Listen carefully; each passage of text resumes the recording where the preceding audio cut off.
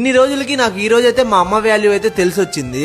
అసలు నేను ఇంట్లో ఉండేటప్పుడు వచ్చేసి డైలీ ఒక 2 జతలు 3 జతలు అయితే విప్పేవాడిని. బట్టలు అలా బయట తిరిగేసి వచ్చి వేసేసేవాడిని. ఇప్పుడు వచ్చేసి మావా నిజంగా చెప్తున్నాను, గత 20 రోజులుగా నేను ఇంటికైతే వెళ్ళలేదు. బట్టలు మొత్తం ఇక్కడే ఉన్నాయన్నమాట రూమ్ లో. ఈ రోజు ఉతుకుదాం రేపు ఉతుకుదాం అని చెప్పి అలానే డైలీ గడిచిపోతా ఉంది. వేసుకునే దానికి బట్టలు కూడా లేవు. ఈ రోజు ఎలాగైనా గానీ ఉతికేద్దాము అని చెప్పి కూర్చున్నాను మావా. దగ్గర 20 జతలు అయితే ఉన్నాయి బట్టలు. ఈ బట్టలు మొత్తం నానబెట్టి ఉతికే లోపల నా ప్రాణం పైకి వచ్చేసింది మావా. ఎందుకు చెప్తావులో ఎంత వెయిట్ ఉన్నాయి, అసలు ఉతకలేకపోతున్నాను అన్నమాట బట్టలు. నేనే ఇంత కష్టపడుతున్నానంటే మా అమ్మ ఇంకెంత కష్టపడాలి చెప్పండి. అసలు ఇంట్లో 6 మంది ఉంటాము, అందరు బట్టలు ఉతికి వేసే లోపల అయిపోతుంది మా అమ్మ పని. నాకే నడుము నొప్పి వచ్చేస్తాందంటే ఇంకా మా అమ్మ 6 మంది బట్టలు ఉతికి ఆరబెట్టే లోపల ఇంకా మా అమ్మ పని అయిపోతుంది. నేను రూమ్ లో జాయిన్ అయినప్పటి నుంచి నా పనులన్నీ నేనే చేసుకుంటున్నాను మావా. అన్ని పనులు కూడా అలవాటు అయిపోతున్నాయి డైలీ. మా అమ్మ విలువ అయితే ఈ మధ్య నాకు బాగా తెలిసి వస్తా ఉంది.